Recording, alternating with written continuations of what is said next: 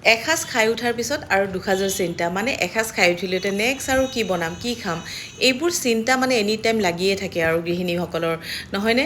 মানে কেনেকৈ ভালকৈ বনাই খুৱাব পাৰোঁ বা কেনেকৈ ভালকৈ খাম, সেয়াই চিন্তা হয়।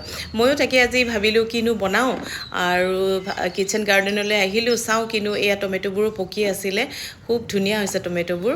তো এইটোৰে কিবা এটা বনাম ভাবিলোঁ আৰু ছিঙি ল'লোঁ, এনেকৈ এতিয়া লৈ যাওঁ ছিঙি। এইয়া টমেটোকেইটাটো ছিঙি আনিলোঁ, আৰু টমেটোকেইটাও খুব ধুনীয়া হৈছে, মানে এটাও বেয়া ওলোৱা নাই। যিয়ে নহওক কষ্টৰ ফল পাইছোঁ অলপ হ'লেও, এইখিনিতো পাইছোঁ এটলিষ্ট, আৰু গছত লাগি আছে বাৰু। যিয়ে নহওক ভাল লাগিছে, মনটো খুবেই ফূৰ্তি লাগিছে। আৰু এতিয়া ভাবিছোঁ কি বনাই খাওঁ, মানে ভালকৈ বনাই খাব লাগিব ন, ইমান কষ্ট কৰি ৰুইছোঁ, আৰু যদি এইটো বেয়া হৈ যায় চব্জিটো খাবলৈ, তেতিয়া মনটো বেয়া লাগিব। তো যিয়ে নহওক এতিয়া কিবা এটা বনাম, আৰু কিনো বনাওঁ ভিডিঅ'টো চালে গম পাব। ব'লক ভিডিঅ'টো আৰম্ভ কৰোঁ। আজি ভাবিছোঁ একেবাৰে চিম্পলকৈ বনাম, একেবাৰে জিৰ' অইলত বনাম। মই প্ৰথমতে এই টমেটোকেইটা এনেকৈ ফলাই লৈ টাৱা এখনত দি দিছোঁ, গৰম কৰি ল'ম, আৰু নহৰুও দিছোঁ, লগতে কেঁচা জলকীয়া কেইটামানো দিলোঁ। আৰু নেক্সট মই কেৰাহী এখনত ইয়াতে দিছোঁ এয়া চিকেনখিনি, আৰু একেবাৰে অইল দিয়া নাই। লগতে আলু কেইটুকুৰামান কাটি দিলোঁ, আৰু এনেকৈ পিঁয়াজো কাটি দিলোঁ যিখিনি লাগে। তো নেক্সট দিছোঁ ইয়াতে আদা নহৰু পেষ্ট, আৰু নিমখো দি দিলোঁ। তেনেকৈ দি মেলি ভালকৈ এইখিনি লৰাই ল'ম।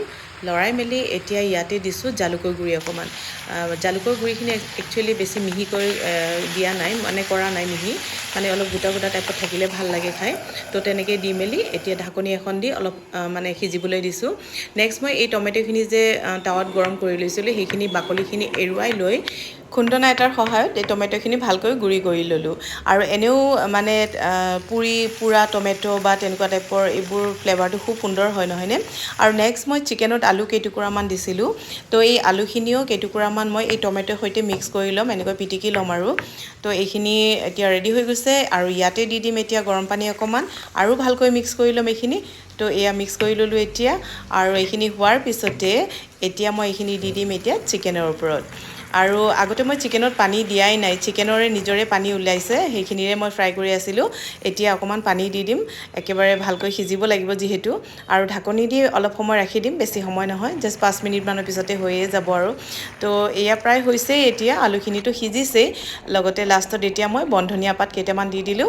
একেবাৰে জিৰ' অইল দি বনাইছোঁ, খাবলৈ খুবেই টেষ্টি হয়। কেতিয়াবা সময় পালে আপোনালোকেও ট্ৰাই কৰি চাব পাৰে। শেষত ভিডিঅ'টো কেনেকুৱা লাগিল জনাবলৈ নাপাহৰিব।